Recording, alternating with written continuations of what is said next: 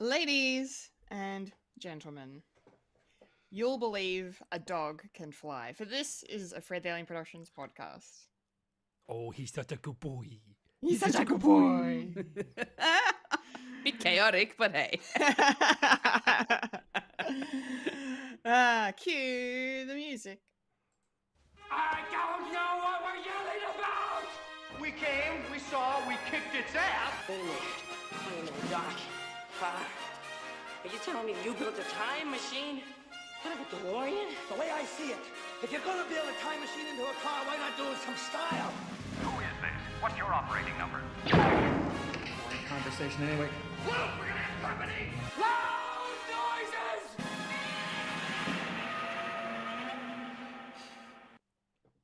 Hello, Hello. Hello. I'm a Kendall Richardson. I'm a Fulya and And I'm the man in the little box, Michael Lister. And you're now experiencing a podcast called Fred. Yes, experiencing it through the mediums of not in Discord, but trying something else. Zencaster. Oh, Hashtag- something new. Hashtag not sponsored. Yes. No, not No. at all. Something new.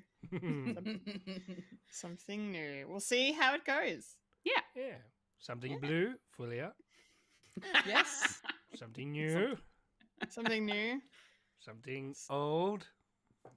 Something old. Yes. And borrowed? I don't know. Here we are. Hello. Welcome to the show. Let's dive in to the program with the weekly watchings. Fulya, what have you been watching this week? I'm pretty much just been watching the usual. So, MasterChef as per normal. But I did finish Young Sheldon season 7. And that was the final season of the show.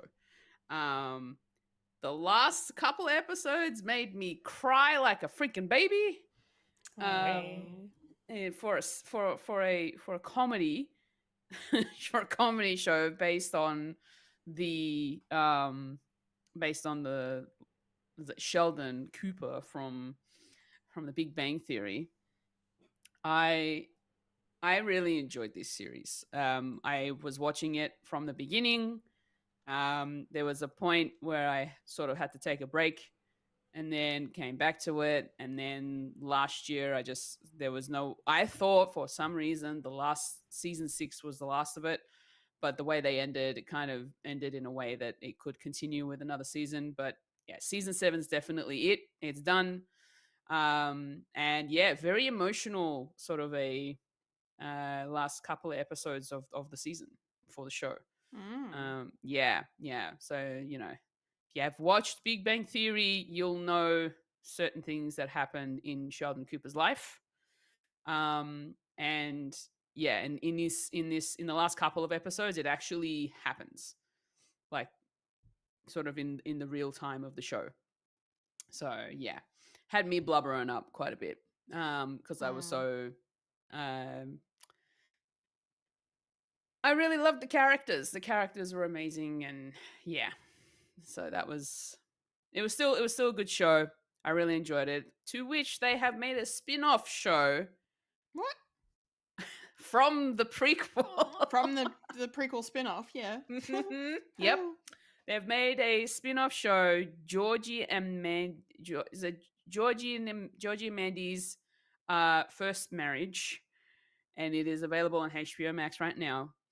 And it is essentially a continuation because in the last season they get married because they've had a child, and so now they're just I think the series is continuing on with their life, their married life now. I don't know how long that will last. I'm gonna see if I can get around to watching it myself, just because Georgie and Georgie and Mandy were actually really funny characters to get to know in Young Sheldon. So that was actually really cool. But yeah, Young Sheldon, what a great show. I really loved it. Nice. Yeah. That is pretty much the apart from one other thing we'll be watching later, talking about later on. That's pretty much all I've been watching this week. Lovely. Yep. That's good. I'm glad it came to a satisfying end for you. That's awesome. It did. It was sad, but it was still nice, and you kind of know where it was going. In terms of the fact that Sheldon ends up going to Caltech, and Yeah. things happen in the family. If you've watched Big Bang Theory, you'll know what I'm talking about. And don't know what happens with Missy. Missy is definitely an open door to come back to. Mm-hmm. But that's pretty much it. It's really good. Nice.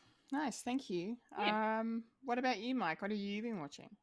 Well, start of the week, I went to the cinema. Woo. I went to the cinema twice this week. Nice. I went to see Jurassic Park, the other one. Jurassic World. Yeah, Jurassic World, yet another one. That's what they call it. Yeah. Mm-hmm. And that's what it sort of felt like. I was going to say, I've been hearing a lot of mixed reviews about this one. Not so good mixed reviews either. Yeah, it's sort of paint by numbers. Like, I've seen everything in it before, and there's nothing really new about it. It sort of harkens back to The Lost World, basically. Okay. And there's a big fetch quest.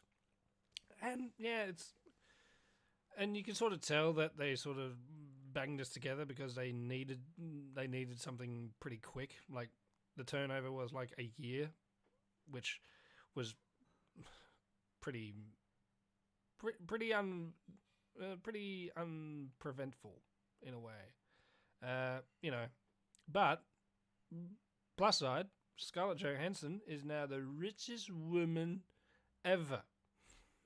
Yeah. Yeah, because she's been in so many blockbusters. Highest paid actress ever. Yeah. Take it out, women. This is going to be the women podcast. Not to jump ahead. So many. And sort of underwhelming in a way. I mean, the characters were sort of bland, and the method of trying to discover they're trying to get DNA from 3 sets of dinosaurs, and that's basically it. And then get off the island, and that's it. It's not really something that you can say, it's this one, because a lot of them are sort of unique in a way, except for the last one and this one. So it's spinning its wheels in a way. Will there be more? Definitely, because it's made a lot of money. Dinosaurs are the Jurassic Park series, unfortunately, is going to be like Fast and Furious. They're just going to keep on, milk. They're going to milk this cow until it's dry. Mm-hmm. Which is upsetting. But, and that's basically it. I will say, I am watching Rick and Morty. I haven't been saying that I've been watching Rick and Morty. But this week's episode was particularly special because it had the voice of James Gunn. He was playing a bad guy who is ruining a franchise, and it's sort of all about like fan culture and how they're sort of a bit overbearing and silly and stupid. And yeah, James Gunn is the bad guy. And props for them for giving us a scene with James Gunn, voiced by James Gunn, and also Zack Snyder, voiced by Zack Snyder. And just to lay to bed all those like naysayers saying, there's trouble behind the scenes and they don't like each other. It's like, no, they're creatives. They like each other. They've been doing movies like the remake of Dawn of the Dead was one of their collaborations, and they just enjoy each other's company. So, and it was a lot of fun of them like making fun of themselves, basically. So that was a plus, and it's sort of fitting that they actually put this episode right before Superman, just because there's a lot of people who watch Rick and Morty that are Snyder Bros in a way. It's sort of like it's the last great TV show ever. So yeah, that was fun.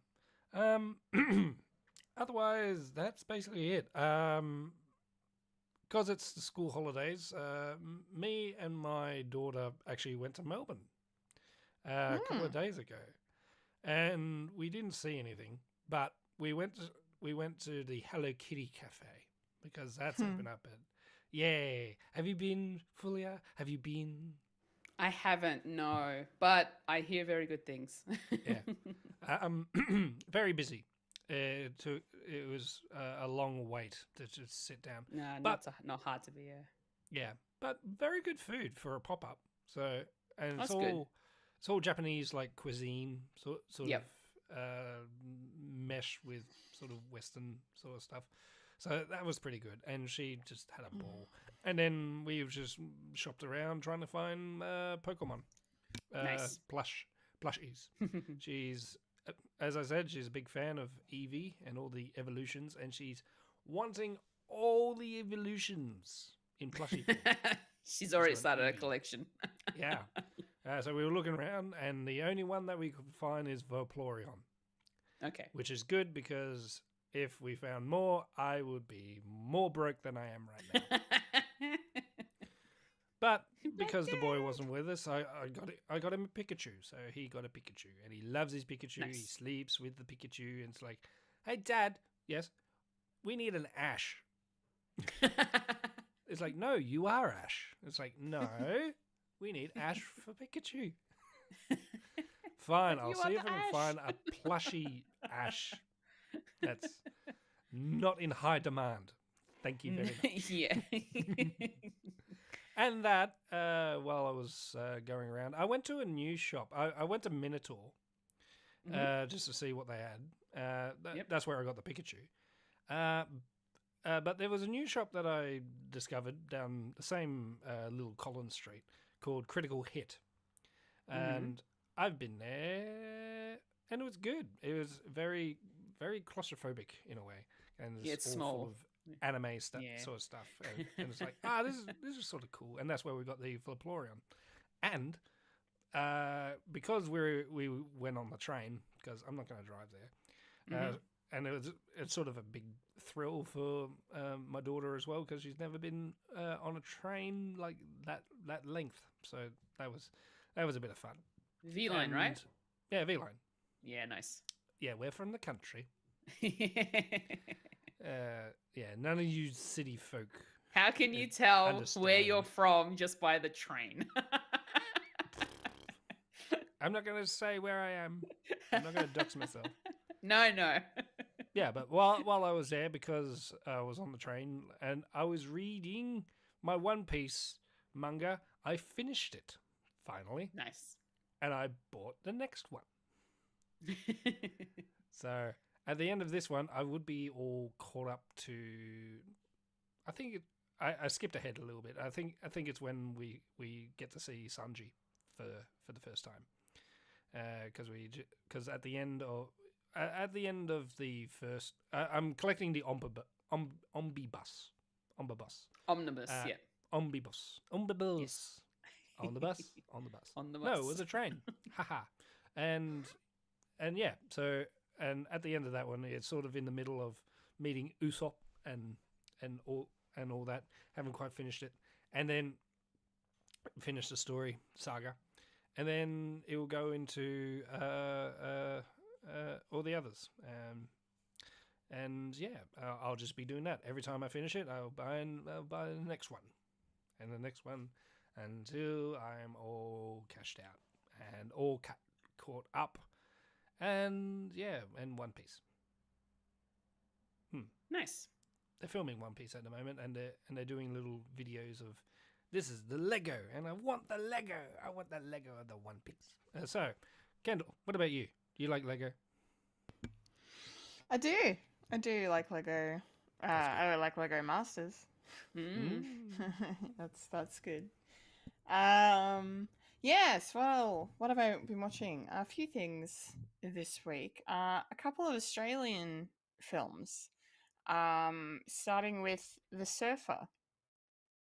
Um, the Stan film, starring Nicolas Cage and the late Julian McMahon. Yeah, it's set in Western Australia, and it's very much a psychological thriller. And it was really interesting. I liked it. I enjoyed it. I thought it was really good, and just Nicolas Cage almost went full Cage at some points. Um, but like, yeah, and the movie kind of the ending was a bit like, I don't know, divisive for me, because I liked it but I didn't like it, because it just felt like the movie was headed in a certain direction of, oh, this is what we're doing with the character. We're making him out to be this, and then oh wait, no, actually that was a lie the whole time. It's actually a lot more simple than that. So I feel like they kind of reeled it in from being a bit head scratchy and thought provoking and weird to just making it a bit more normal at the end, I suppose. I don't know. So it was a weird choice, but it was interesting, and yeah, a really unique film, and it just takes place in one location. It's just at the beach, in the beach car park, and Nicolas Cage he's trying to buy his childhood home because he's an Aussie who's come back from living in America for so long, and he wants to buy his childhood home, and that's on the beach, and there's localism happening on the beach where the young surfers and the old surfers have this sort of gang. They're all called Bay Boys, and they just don't want to give up their beach space, let anyone else surf there, and chaos ensues. So No living, yeah, no surf. yeah. Yeah. It's good. Don't live here, can't surf here. Yeah. So it's worth checking out though if you like. Yeah, if you're not opposed to like a weird psychological time, and Nicolas Cage doing Nicolas Cage things. It's a pretty good film, I think. Like especially for an Aussie film, like to have someone like Nicolas Cage come in, like it could have been anyone, but the fact that it's him, kind of elevates the film, I think. And Julian McMahon was great. One of his last roles as well. Yeah, I thought he was good. Weird to hear him with an Aussie accent, because I've only ever seen him do American accents, in Charmed and Fantastic Four and all of that. And to hear him, yeah, with his Aussie accent, but the American definitely creeped in a couple of times. I was listening to him talk. I'm like, your accent's a little muddled, but it's okay. I still love you. So yeah, it was a cool movie. And then the other thing I'll talk about is another Australian film that is super underrated, and it's called The Bank. This is a David Wenham and Anthony LaPaglia co-starring financial thriller, very reminiscent of Wall Street. But it was made in 2001. And David Wenham plays this character who develops, like, he's a maths genius, and he develops this formula, this technology that allows them to predict the trends in the stock market. And he gets reeled in by Anthony LaPaglia, who's playing the Martin Sheen character, like the head of, he's the CEO of this big bank, the biggest bank in Australia. It's a fictional bank they made up for the film. And he's not a good guy at all. And then there's like this B plot in the film that's about this family who owe the bank in question money because they were screwed over by the bank, and it's a whole thing, and their kid dies. Oh no. And it's technically the bank's fault that the kid died, and it's a whole thing. And then the way that tied into the main plot was really well done. And it was actually a really good film. Anthony LaPaglia actually does an American accent as well, which was interesting because obviously he's Australian. But at that time, excuse me, he was coming up in America as a big actor. Like he was on TV there quite a bit and successful. So yeah, but I liked it. I was great. David Wenham's great, and there was a nice twist at the end that I didn't see coming. I was like, okay, that I can get with this. It was really good. It's on Netflix, The Bank. Go watch it. It's a well-made film. It was directed by Robert Connolly as well, who's one of our great Australian directors, who most recently in recent years did The Dry, and Force of Nature with Eric Bana. And those are very good movies as well. So yeah, it was a very American like Australian movie, if that makes sense. Like it was, but it was really good. Like, you know, it's set in Melbourne as well, so you get the Melbourne city skyline featured in the Westgate Bridge and the Balti Bridge as well. Get a feature, and yeah, highly recommend watching The Bank. Yeah, but that's pretty much it. Apart from something else we're going to talk about later. So let's dive on in to the week that was in the nerdy news.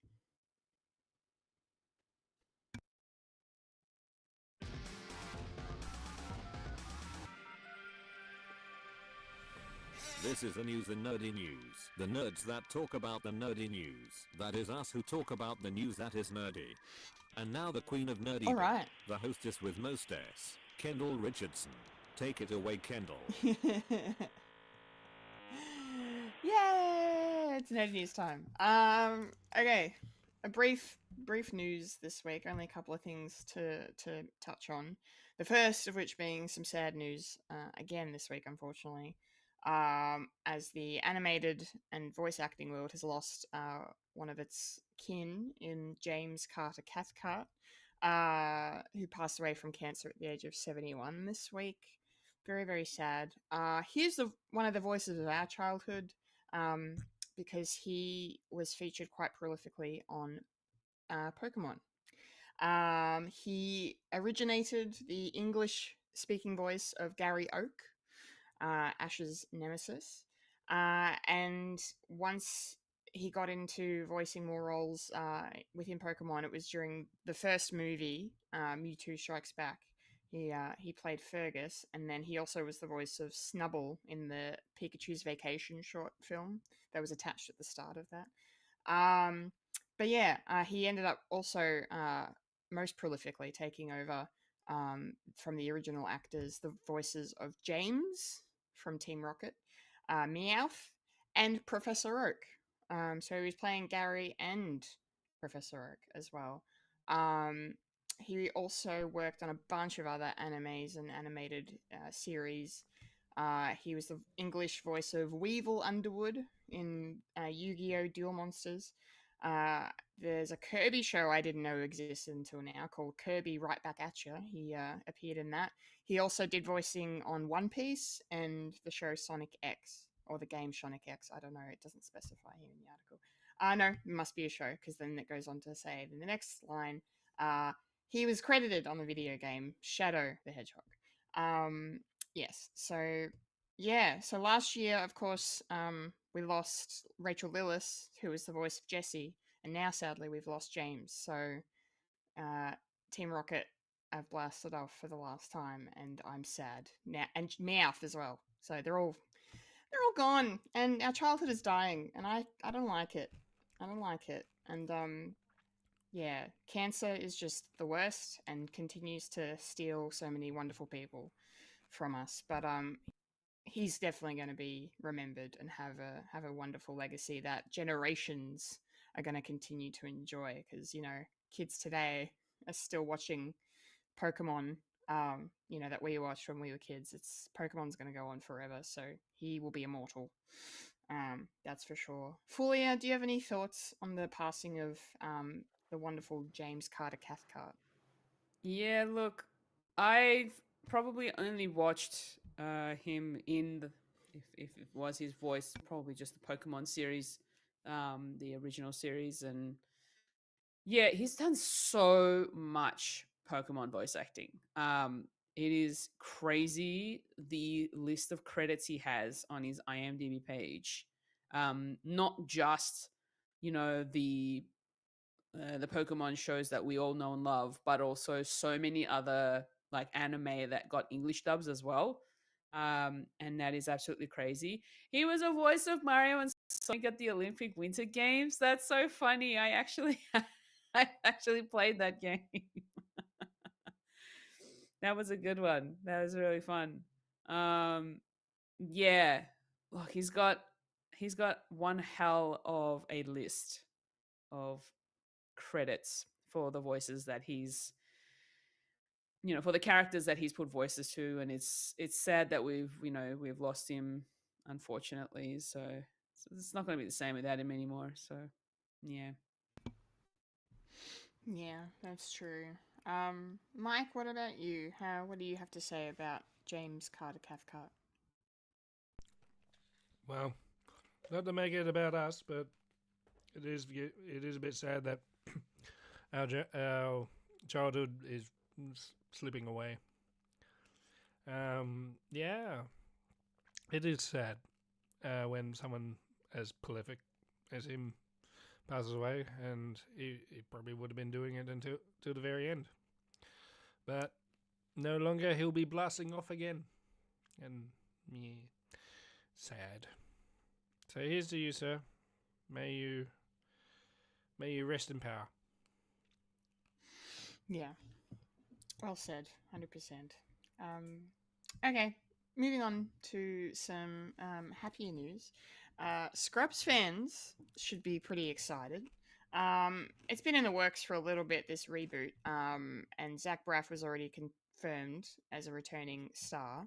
But now, ABC, the network that originally ran the show back in the day, have given the reboot a series order, which means we will be getting to see a whole season of this reboot at minimum, probably later this year, early next year.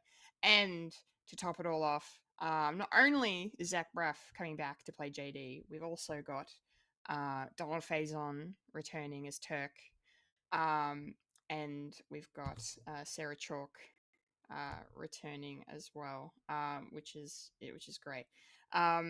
Yeah, so I'm really excited and really interested to hear how this goes, see how this goes. JD and Elliot got together at the end, spoilers, and they have a kid. But yeah, the last season of Scrubs, for anyone who's seen all 9 seasons of Scrubs, they will actually come out and say, well, no, there's 8 seasons of Scrubs. How dare you? The last season was not received very well because it was supposed to be originally a spin-off show, but they decided to continue it because season 8 finishes Scrubs. Like that is a definitive ending. Season 9 continues the story in an unnecessary way because like you've got your main characters there that we know and love, but they take a back seat to this new roster of players, and like they're fine in their own right, but having it set at a college, a medical college, like the location's different. We're not in Sacred Heart anymore. There was just too much change, I think, and it just didn't take, so it got cancelled after that 9th season. But now we're back, and we're back in Sacred Heart as well. The statement from ABC reads, JD and Turk scrub in together for the first time in a long time. Medicine has changed, interns have changed, but their bromance has stood the test of time. Characters new and old navigate the waters of Sacred Heart with laughter, heart, and some surprises along the way. The other exciting thing, I think, for me going into this is not just the cast, but Bill Lawrence, the original creator, is on board to executive produce, which is awesome. He said Scrubs means so very much to me, and he's very excited for the chance to get the band back together. And the fact that they've decided to set it back in the original hospital location definitely leaves the door open for some of the other original cast members coming back. So yeah, this is promising. We don't need it. We really don't need it because the original show, apart from season 9, is a perfect show in my opinion. It's one of the best comedies I've ever watched, and I loved it. And I need to rewatch it, to be honest, because I only watched it all the way through once. I highly recommend people watch Scrubs. But yeah, so I'm hopeful for this because all the right ingredients are there. We'll just have to see how it turns out when it goes to air. Fulya, are you a Scrubs fan? I know you like your sitcoms. Does this news excite you at all? So before I talk about this new project, I have watched Scrubs, but like you, Kendall, I've only watched it through once from start to finish, once, and I really enjoyed it. It was absolutely hilarious, and then just getting to know all the characters and their relationships with each other, and it was a lot of fun. Yes, I agree. Season 9 should have just been, its own show. Just like remove it from the actual series. If you're doing a spin-off show like every other show that's done spin-offs, don't attach it to the end of the damn show. So the other way they could have done it is if they had like the pilot episode within one of the seasons, kind of like the way the Wayward Sisters, I think, happened in Supernatural, but then didn't really take off very much. So they kind of did their own little episode in the series. But yeah, I agree with the fact that season 9 shouldn't have even been a thing on for the Scrub series, because season 8 just ended so nicely and it was such an emotional roller coaster. And yeah, anyway, but in terms of this new rebooted project, I'm actually looking forward to it, considering the fact that we're getting the same actors back in the same roles. Granted, it's only the three main ones that we know of, but they're the three main ones that we need to have. So they're the best ones. And yeah, I'm curious to see where they actually take it, especially considering the fact that they're going to be facing modern medical challenges. And considering this day and age and the different types of medical problems that come up for a hospital, like it'll be very interesting to see how they put that into a sitcom. So yeah, I look forward to it. It's going to be a lot of fun, I hope. And yeah, just can't wait to see the characters back together again, I think. Yeah, I think that's definitely a drawing point Yes. for people. Yeah, to see, especially to see JD and Turk. Absolutely. One of the most iconic bromances in television history. Yep. Easily. Mike, how are you feeling about this Scrub reboot that's incoming? I've never seen Scrubs. Okay. I don't know what is a Scrub. What is a Scrub? What is Scrub? What is JD? What is Vance? JD Vance? Is it Oh, a no. JD Vance? No. No? That's all I know. No. That's right. JD Vance meme? Have you seen the JD Vance meme? No. Or the baby faces? I'm excited at that. God. Yeah. All for the fans for that. No doubt there's going to be a COVID episode. It does remind me of The Pit for some reason, where it's sort of a quasi sequel to ER, even though legal battles it's in the courts for that. But yeah, new medical procedures. Maybe they're full on doctors now, and they're showing. I don't know what Scrubs is. Isn't it like interns trying to figure out, like they're students and they're trying to get their numbers up so they become real doctors? I don't know. I have no idea.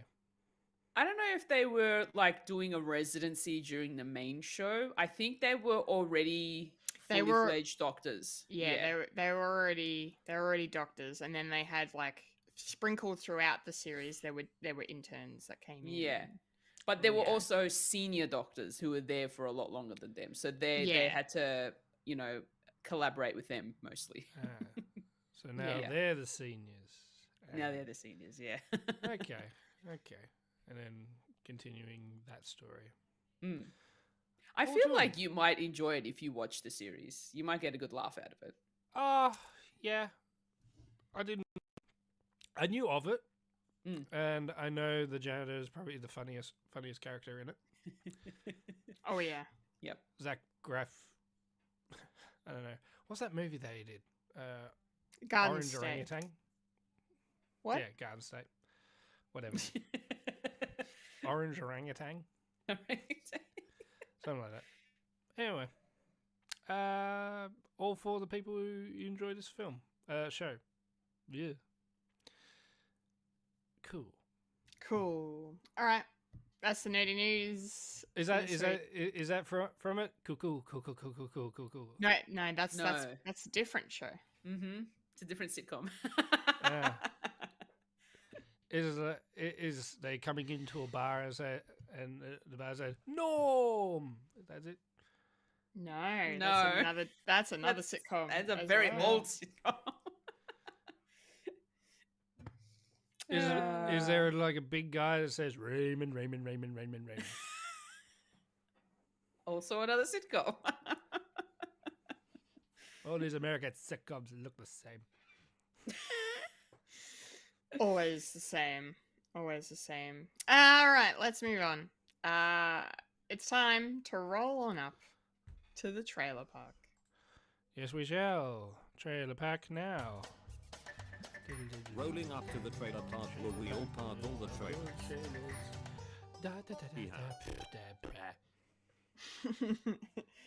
Okay, it's trailer park time, and starting with the new trailer for the upcoming reboot of Red Sonja.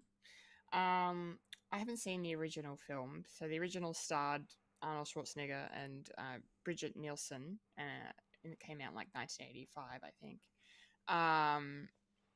Yeah, I haven't engaged with this stuff before, like, and I'm not opposed to, like, you know, the whole like fantasy warrior woman, maybe sort of medieval gladiator, whatever genre. But this wasn't a good trailer. This didn't do a good job at selling the movie to me at all. It was edited together really poorly. Some of the dialogue delivery was shocking from some of the actors here. Sorry, to be blunt. The only bright spark of hope for me here that I appreciated was Robert Sheehan. I like Robert Sheehan. He's a funny guy. He's a good actor. I loved him in Umbrella Academy. I haven't seen Misfits, of course. Everyone tells me to watch that show because it's kind of like a superhero TV show, really. But I haven't seen it. But I like Robert. He's really good, and he doesn't play villains very often. I don't think. Yeah. So I'd watch it for him. Like, if if I was like obsessed with him, I'd be like, I'm watching the hell out of this for him. But apart from that, nothing grabbed me. It was just weird. And then them tacking on fucking poorly scripted comedy about her having to wear a bikini as armor and her not understanding. I don't know what her origin is, and I don't know if she's like some kind of, like, I don't know, she's just not in touch with humanity or something. I don't know, but it was just, yeah, nothing really worked for me here. Yeah, I'm guessing Fulya is going to say the same. How about you, Fulya? Yeah, this trailer did nothing for me. This trailer just, like you said, just not very well edited at all. Did not grab my attention. It was literally just chaos. It's like just very chaotic kind of a trailer. Like, it just action upon action upon action, you know? And according to the IMDb page, it's an adaptation of a comic book. I've never seen the originals either, where Red Sonja is a vengeful warrior known as a she-devil with a sword. So that's an interesting description for this movie. Yeah, I don't know. Like, it did not appeal to me at all. Not really something I would go out of my way to watch. So yeah, no go for Red Sonja for me. Yeah, that's fair. That's fair. Mike, what did you make of this? Have you seen the original movie? No, I've never really dived into the Conan the Barbarian side of things. I know they were a very popular brand of comics at the time when and very titillating sort of genre. Something for the boys, unfortunately. Something for the boys. It's for me. It's for me. And I suppose they still got their fans out there. People who watched the original from 40 years ago, they're probably still around. But they'll probably go, it's woke now. They made her a strong female character when the original... I actually watched the original trailer as well. And yeah, Arnie's in it as well. So I sort of had Conan and Sonya at the same time. So I'm guessing there is a fan thing for it, but I don't know. I kind of enjoyed the sort of modern take for a dark fantasy. I think, unfortunately, there's no real taste for fantasy like now. Unfortunately, I think people are still trying to figure out where the audience is gravitating to. I think because this was like a movie 40 years ago, it's like, we need to update it and people enjoy it, I guess. I don't know. Will I guess it? Probably not. If it had cameo from Arnie, yeah, maybe as an old man Conan the librarian. He's a librarian now. But that'd be a hilarious, like, what do you call them? Parody. Yeah. Funny enough, it's actually in a parody movie, UHF by Weird Al. Oh, really? Yeah, they did an ad for Conan the librarian. It's like, I'm sorry, my books are overdue, and he slices them in half. Yeah, good film. I do recommend it. It's a weird jaunt. I would recommend it more than this film though, because I don't know. Do you like sexy women with the swords?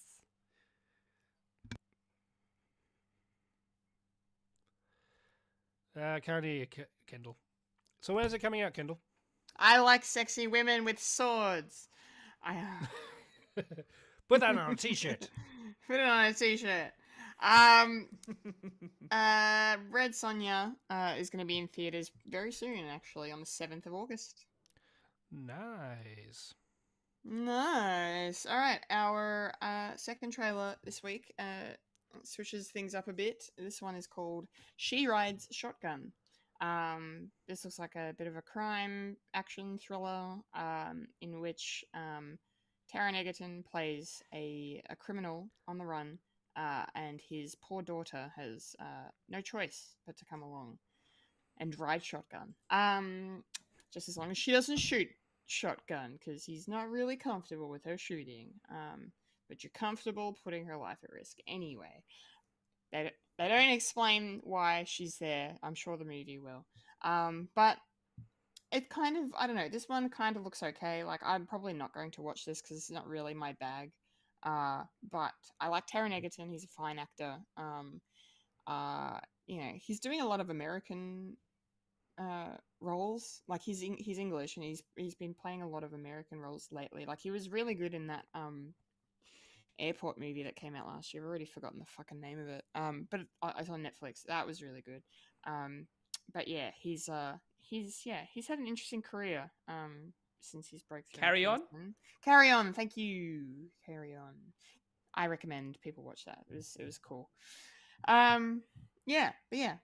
So it looks like it's shot pretty well. I'm like, the trailer does a good job in terms of it doesn't really give away too much. Like, we don't know who's after him. or exactly why. We know he's done something, and it seems that the police are after him, and obviously whoever he pissed off is after him as well. So he's just at his wits' end on the run, and he's got to protect his daughter at the same time. So not a good spot to be in. So yeah, it doesn't look like a bad film, but and I think the trailer did an okay job of advertising it. It's just not really my type of film that I choose to watch, but I'm sure others will. What did you think, Fulia, of She Rides Shotgun? Yeah, no, this one, in terms of the way that the trailer was cut together, was actually done really well. And you're right, I've been seeing Taron do a lot more American roles than anything. Um, and like, I suppose it's not a bad thing. He does the accent very well. Like, it comes out pretty natural when he speaks in those roles. So it's actually pretty good. He does a very good job. Um, yeah, I don't know that this is for me, but it's cool that it was an adaptation of a award-winning novel by John Jordan Harper, I think it is. And yeah, it looks interesting, but in terms of the story, it's not really something that captures my attention too much. And especially considering it's a dad that's putting his child in harm's way a lot. And then teaching her how to protect herself and all that sort of thing. Yeah, so it's a bit of a weird kind of a story, but I suppose there's fans out there who'll probably enjoy this for sure. So, but it's just not for me specifically. Yeah, that's fair. That is fair. What did you make of this one, Mike? Very interesting. Well shot trailer and put together trailer, edited. And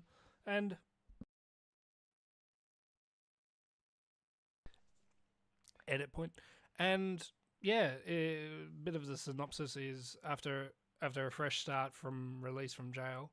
However, he is forced to go on the run from his enemies with his daughter Polly, who's grown up without him. So it's more or less like running away with a kid. So it's definitely in the same vein as older man and young cub sort of thing.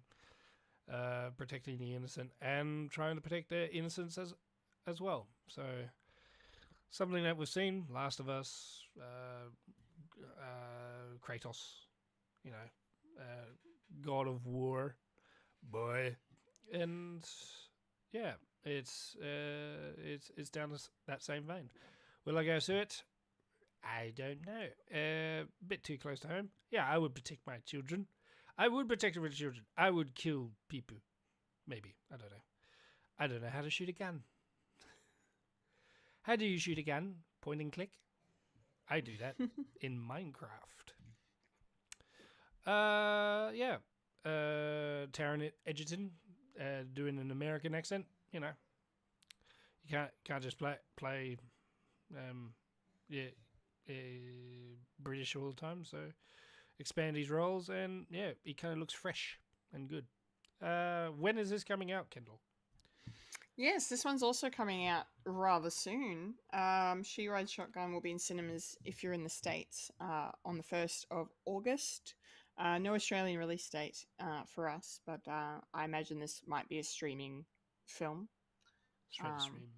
I'd be surprised if this gets theatrical here, but considering it's coming out in the US so soon, but who knows? Maybe it will.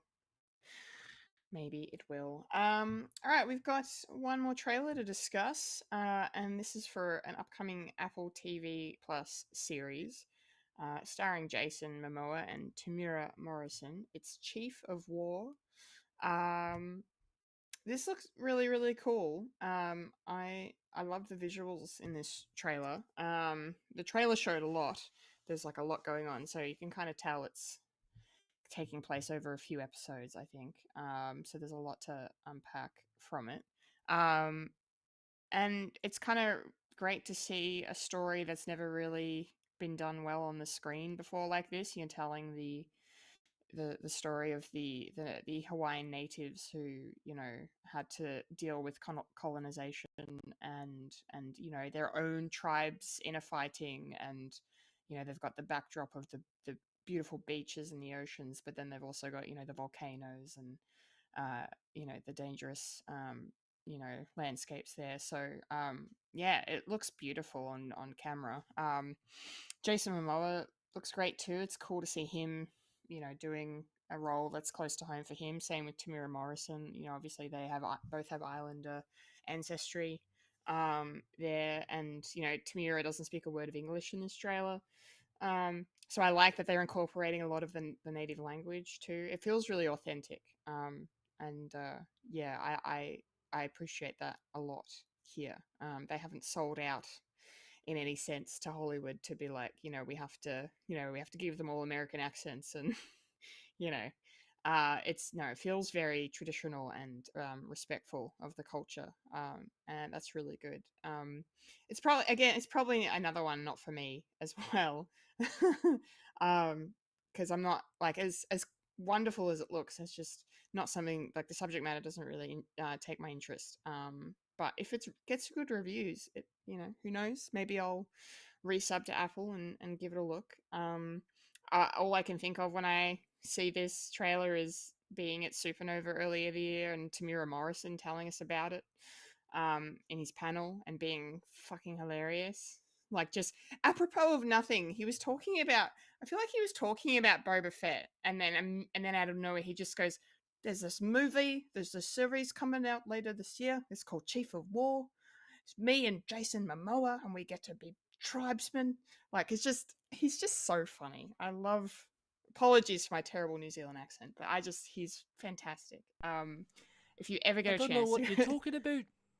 if you ever get a chance to see a Tamira Morrison panel at a convention anywhere in the world, go. He's probably in my top 5, maybe top 10 panels ever, just because he's so unhinged. But yeah, he was promoting this back then, and that was back in like March, April this year. So yeah, it's cool to see some footage from what he's talking about, and he looks badass here too with the tattoos and everything, and the headdress and the So it looks really good. They've spent a pretty penny on it, but I may wait till later to make a decision on whether I'll check it out. What did you think of Chief of War, Fulya? Of the 3 trailers from this episode's show for Trailer Park, I think this one captured my interest the most. Purely the fact that it's an original story. We're getting something that's, you know, very I'm going to say it's very close, like you said before, close to home for Jason Momoa. It's really cool that he's leading the charge in this one. You know, Tamira Morrison. I was actually questioning whether it was him or not, but like then I realized no, that's definitely him. Just because I could hear his voice, like even just through his voice, you could really kind of tell, which was really cool. So yeah, no, like it just sounds like it's going to be a unique story that we haven't really gotten much of, and we don't really know too much about the Hawaiian Indigenous sort of perspective of their lives. So it'd be really cool to get a glimpse into what that was or is. So yeah, I think out of all the trailers from today's episode, this one really did get my interest. Apple TV Plus makes it a bit more accessible, so that, you know, if we do end up wanting to watch it, at least it's there. It's a limited series, so it's probably only going to have like a small number of episodes. By the looks of it, it might be about 9. So I might be interested in checking it out. Who knows? Just like Kendall. Who knows? Who knows? Who can say? Mike, what about you? What do you reckon? Yeah, it's a very interesting history drama of something that doesn't really get much play of the sort of material that you sort of see. Yeah, I think it's very interesting and got big names attached to it. And when you're like Jason Momoa, I mean, the last time I saw him was on the Minecraft movie, which, there you go. and you too, Fulya. Unfortunately, yeah, and this feels like it's a prequel to Lilo and Stitch, because it's Hawaii. So there you go. Yeah, it's hard to pinpoint. It's I kind of like it, but unfortunately it is on Apple Plus, and that's sort of difficult for me to navigate. I mean, I can get it through the Prime account, but I don't have Prime, so extra stuff, and I don't have the money. But I'll let you guys go for it, and you tell me what you think. Which will be when? When indeed. Chief of War will be debuting again very soon on the 1st of August on Apple TV Plus. Woo! Woo! All right. That's Trailer Park done and dusted. That's Nice. going to be some kind of record, under an hour to the end of Trailer Park. Yeah, I'm not too well, just letting you know. So Okay. It's okay. Well, we've got plenty of time now, and maybe not enough, who knows, for our final topic, most anticipated one of today. It's time yeah, for the moment, the Yes. segment, the section, Yay. the part, the place, blah blah that blah. blue streak in the sky we like to call. It's a bird. It's a plane. It's a Popcorn culture. Yes, it's popcorn culture time, and we are here very happily, I hope, and excited, at least for myself, to discuss at last Superman, the brand new James Gunn Superman, the second entry into the DCU, and here we are, one of the hotly anticipated films of the year, and it's out, and we've all seen it.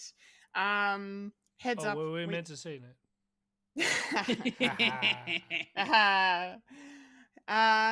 Yes, spoiler warning ahead. We're definitely going to discuss spoilers. Yes, it's only been a few days since the movie's been out. So if you haven't had a chance to go yet, please press pause. Go check it out, because it is definitely worth a trip to the cinema. And then come back and listen to us or watch us. Whatever whatever takes your fancy. But yeah, we're going to be spoiling the shit out of it in our chat today. So, Superman, let's do it. Overall thoughts. I'm very happy. I'm very happy. But yeah, it literally is what it says on the tin. It's James Gunn doing Superman. Like, it really has his style, his approach to superhero content, to comedy, to visuals. It's a perfect match for me, I think. I think the two work well together. This is a Superman movie like we've never really seen before, because none of this takes place on Krypton. There is no origin. We don't get the origin of Krypton being destroyed by whatever means. Superman's already on Earth. He's already Clark Kent in Metropolis, and we're in the middle. We're thrown into his story in the middle of a developing conflict. And I really liked that. Something fresh and new and different. I think for a character so well established over almost 100 years, I think that's the way to go. Like, it reminds me of what they did with Spider-Man Homecoming. You know, we all know Peter Parker. We know his origin. We'd seen it twice within the last 10 years before that movie, last 15 years before that movie came out. So there's no point in rehashing things of the past. And I'm glad they didn't play dumb to the audience in this film. For me, in that sense, they're just like, right, we know who Superman is, we know his backstory, let's just get into the issue at hand. But yeah, I really enjoyed it. We'll kind of break it down a bit more as we go through I don't want to say too much up top, but yeah, I had a great time. I laughed. I got emotional a couple points because I was like, oh man, it's Superman. It's just I was just like, ah, this is what I've been waiting for so long. To just see something like this and just to feel good. But then but it wasn't a perfect film, I'll say. But I didn't have many issues with it at all. But it was just a good time at the cinema, and it looked amazing. The visual effects are stunning, and cinematography is gorgeous, and the music and just everything. Yeah, a lot of it worked really well. So yeah, I'm excited to discuss it with you guys. Fulia, Yes. what are your thoughts? How are you feeling after watching Superman? I'm actually I just need to say before you start, I'm very happy you took yourself to go see this. You're getting into DC properties now. I'm very happy. So I'm tell me, what did you think overall of Superman? So, uh, sort of top thoughts. I enjoyed it for what it was as a standalone superhero movie. It was pretty good, very entertaining, and like in general, a lot of good sort of action that happens. A lot of good like dramatic moments as well, especially with with Lois and Clark together, and and of course the Lex Luthor of it all. As a standalone movie, overall, I enjoyed it for what it is. Um, did this make me? Did this turn me into a DC fan? At this point, no. Not yet. Not yet. What? No. But we'll probably discuss it throughout our throughout this chat in this Yes. segment. Yes. As to my reasonings, I like. Yeah, I do have other thoughts that I won't mention just yet, because they might be a bit more spoilery. So we'll just do spoiler-free thoughts right now. But yeah, overall it was good, but like it hasn't fully fledged grabbed me and hooked me into the DC universe yet. Right. Yeah. Okay. All right. I'm Yeah. intrigued. Yeah. I'm intrigued. Okay. And disappointed. Mike, um, how did Superman go for you? How are you feeling overall with the film? I I did like it. I went in trying to keep my expectations down, and it's probably good because it was my enjoyment was a lot higher than I was expecting. I really enjoyed the sort of the swings that they took with the story of it being an already well-established DC universe, and we're just having a look at the snapshot of this particular story. And the portrayal of like all the characters were pretty fitting, and they worked well. Even the minor characters, even some of the weird characters. I like the fact that they dabbled in more sort of surreal sort of stuff when it comes to like comic book stuff, like the cosmic sort of areas and it being in quasi real world, and people are saying, yeah, this is Superman. We're it's sort of where Marvel is at the moment. People aren't really surprised of aliens and metahumans and all that. So I really enjoy that they hitting the ground running for that. I think I don't know. Maybe one of my gripes with the film, and it's very slight, that it is not it's I don't know. It's probably not friendly for people like Fulya to jump on as like where we are now, and it's like, yeah, I've heard of Superman, and this has already been a established character. There's no real. Essentially, they start the story after a conflict, and you're there trying to pick the pieces where they were, and I think that was maybe a bad idea. I think start it from the start of the conflict and then work your way up.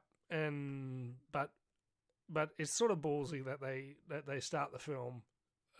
It's in the trailer, so it's not a spoiler. They start the film with Superman getting beaten the living piss out of, which I think for a character story, I think good. I think start from because for the people who've seen Superman, like all the other ones, I think it's one of the interesting aspects for Superman to be just a guy trying to do good in the world, no matter what. Like you see him save countless of people, including animals as well. So he's your friend and everything, and you haven't really seen that in a while. Probably ever since like Christopher Reeve's Superman. Like, I don't imagine Henry Cavill's Superman saving a squirrel. Spoilers. Yeah. So yeah, overall, I do recommend this, and yeah, I did like the story with the conflict that Clark has of what it is to be someone with all this power, to be a good person or and spoilery stuff ahead. Yeah, I liked it, and I did enjoy it, and I would go and see it again if I had the money, but I'll probably have to watch it in some other means, maybe when it's on digital. I will also mention the session that I went to, I watched it in 3D. Oh, Yes. 3D Superman. 3D Superman. So does that mean you had teeth flying at you at the end there when he punched Yep. that dude? Yeah. Yep. How cool. Very gross. Yeah. I'm jelly. Nice. Okay. Hello, Cactus Bunch. How are we? Cactus Bunch is here. Hello. Thanks for Hey. joining. We're talking Superman spoilers, so beware. Yes. Okay. Well, cool. Let's dive in a bit deeper now. David Corrin Sweat is our Clark Kent / Superman. This is probably Kal-El. Yes, thank you. He's here, and this is probably his biggest role to date. And I think he was really good. I liked his performance. I believed him. The endearing Boy Scout quality, the altruism, just the good nature in him, and the earnestness, like it was all there. I think he captured it all really, really well. I really enjoyed his portrayal. The only criticism I would have is that I don't think they really, like, we only really got one scene of him as Clark Kent. I think that's probably one of like the negative things about the film, I will say, is that there wasn't enough of him as Clark at the Daily Planet or on the street or whatever. We didn't really get a chance to see him do that thing that I love Christopher Reeve so much for doing. It's just that balance of making Clark and Superman two kind of separate entities within the one being. Like, I appreciated the whole, like, you know, the hypnoglasses thing. That's the first time they've really kind of mentioned that in a film. So that's fun to like just say, well, why, you know, because everyone always is like, he's just wearing glasses. How do you not notice that who he really is? But you know, they explain it in the film. And I thought that was, you know, fun for something different to do. But yeah, I would have liked to have seen more of Clark Kent. But I really liked his performance. I thought it was good. He was well cast. He looked amazing in the outfit, and you know, the way he interacted with every character, and he stuck to his beliefs and his truths the whole time, and he never backed down. And I like one of my favorite scenes in the films, early on, and we saw this in one of the trailers, like him and Lois having that interview in her apartment, or his apartment. I'm not sure. I think it's her apartment. It is, yeah. Yeah.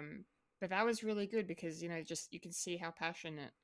The trailer gives you a taste of that, but then the movie really, we get the whole story, and we see like, but I loved it because it was such a good two-handed scene, because everything he's saying you believe and it makes sense, and then everything she's saying you believe and it makes sense. Like the way she's contradicting him and he's defending himself, it all works. Like you can pull apart what he's doing. Like was he doing the right thing? Maybe. What did he have the right intentions? Maybe. Yes. Like he was trying to prevent, like baseline, he's trying to prevent people from dying.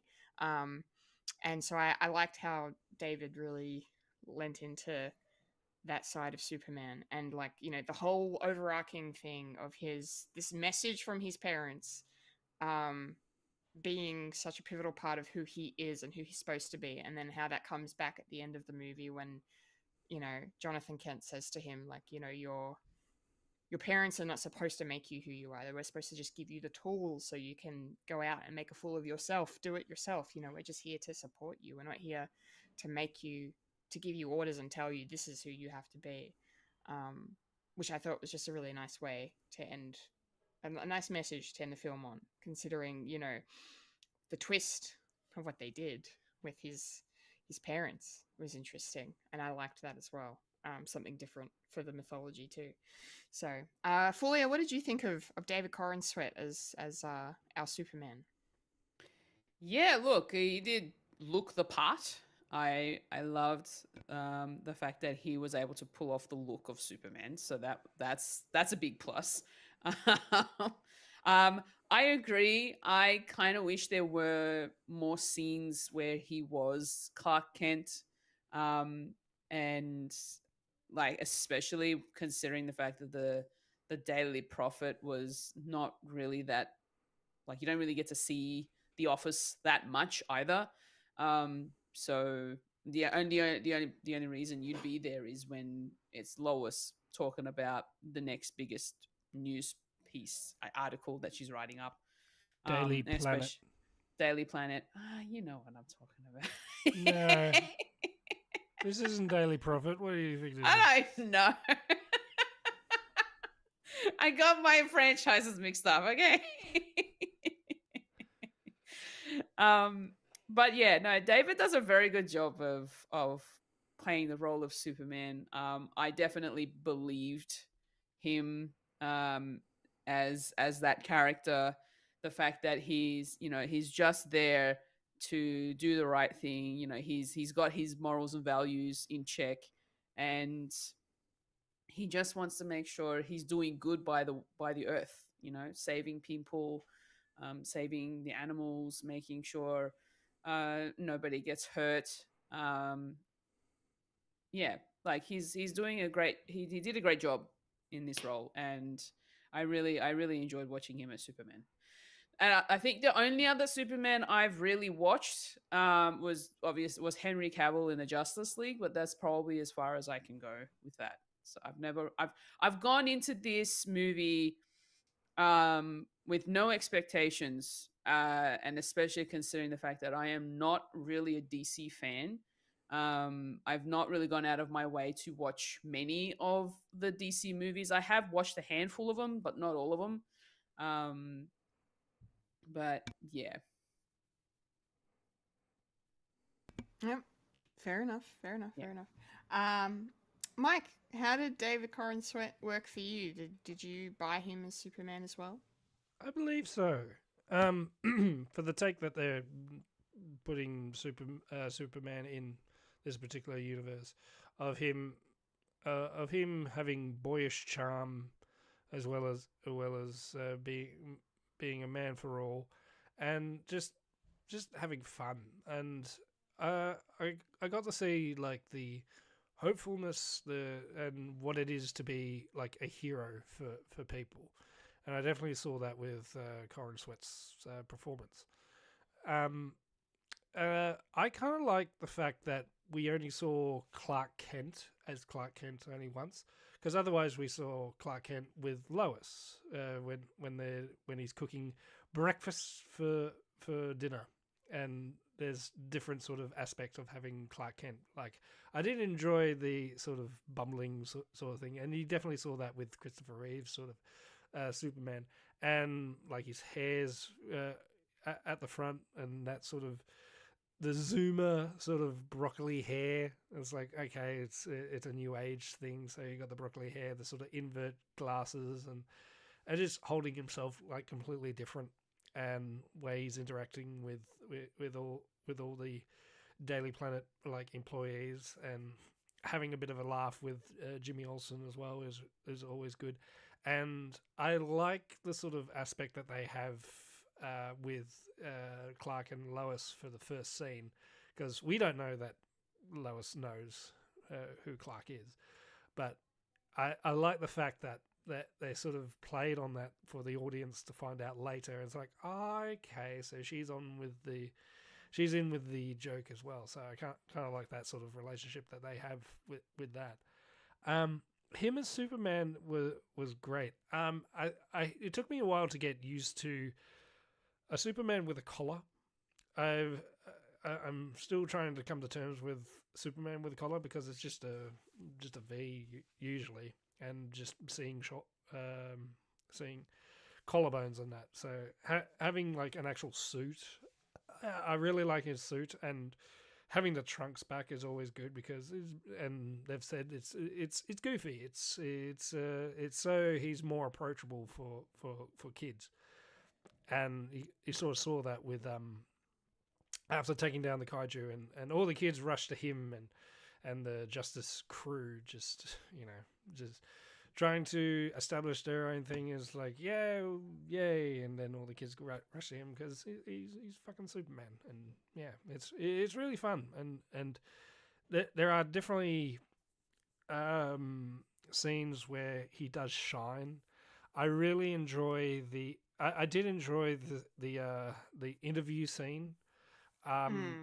Like you can pretty much we could probably go on like an hour length of like analysis of that whole thing of how they sort of structured that scene of Lois knows but doesn't know, and that sort of thing, and the sort of way they sort of established themselves, especially Lois as a reporter, and a very good reporter of actually pushing the narrative, and Clark taking it back. It's like, no, this is supposed to be fun. I thought this was going to be fun. You're actually being an actual reporter.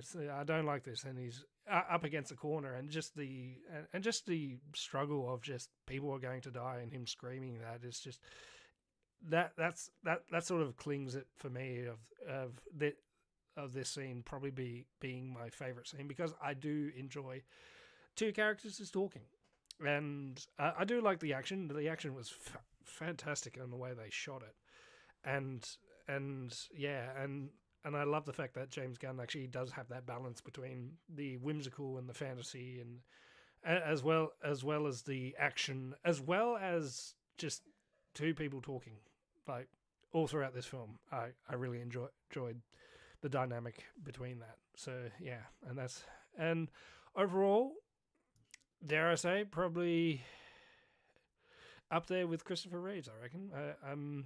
I don't like judging like my Supermans, but he's definitely up there for being like one of my favorites. Yeah, he really is. I would agree with that. Yeah, absolutely. Cool. Well, let's talk about, because I'm dying to talk about them, the Justice Gang, but we don't want to call them that. I don't like it. Oh my god. I love Nathan Fillion so much. I mean, I know that goes without saying, really, but goddamn, his Guy Gardner was everything in this movie.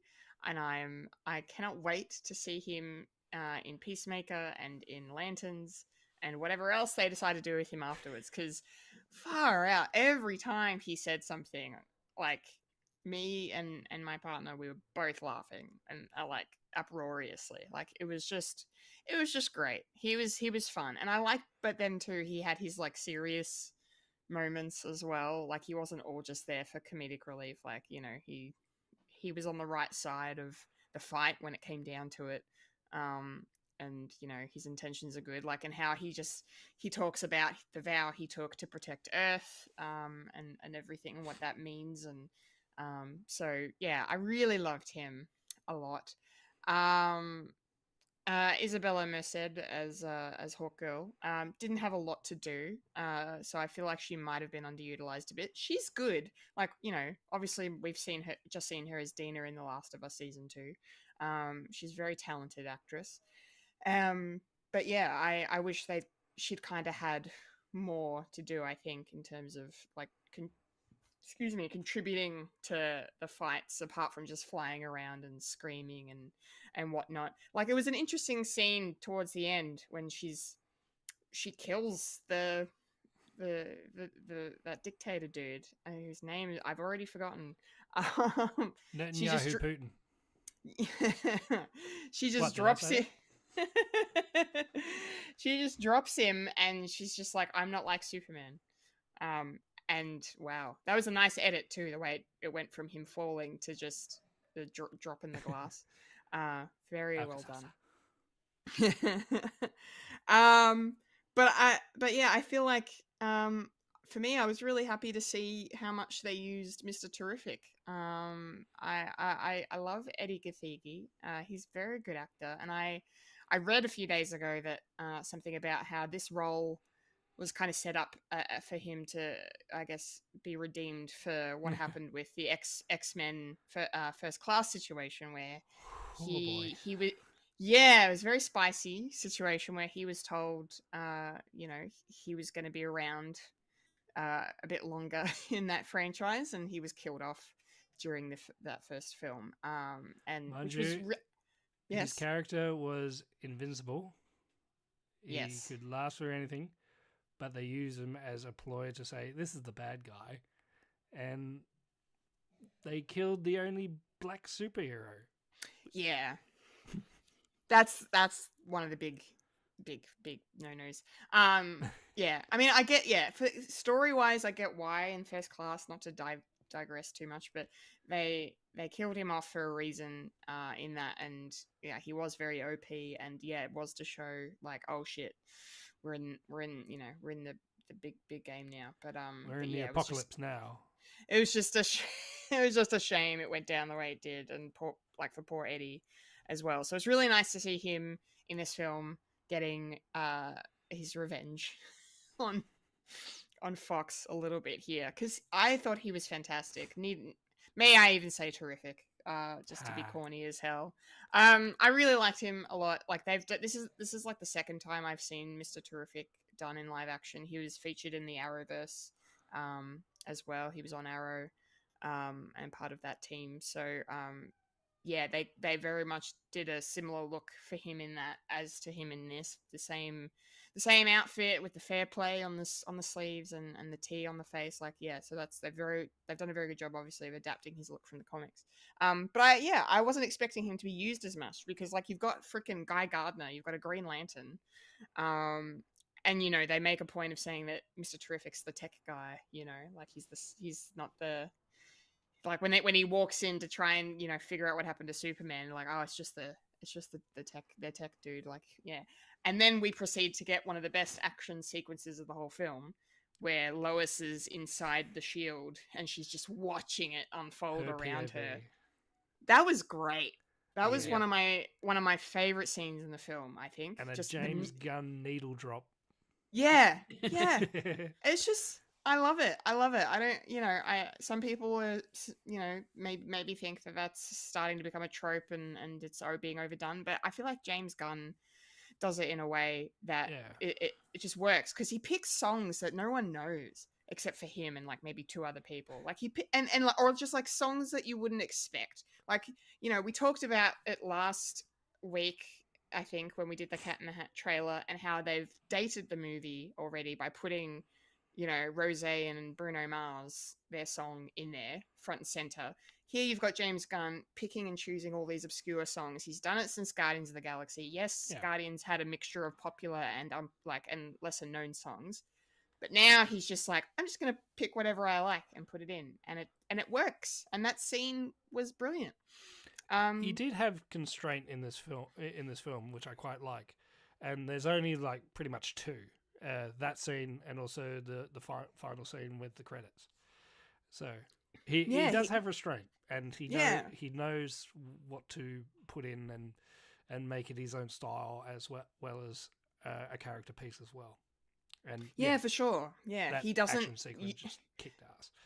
Yeah. He doesn't use it just to be gratuitous and like be like, oh, look at all the money I have, let's throw a million rock songs here. It's he's doing it to serve a purpose, which is what a good filmmaker does, in my opinion. So kudos to him. Kudos to Eddie Gathegi for doing a great job as Mr. Terrific. I love the post-credit scene as well with him and Superman, and Superman's just like, it's a little off, and he's just like, fuck you, man. I went above and beyond, and I'm just, fuck you. I love him. I love the attitude, the sass from this guy. It's just great.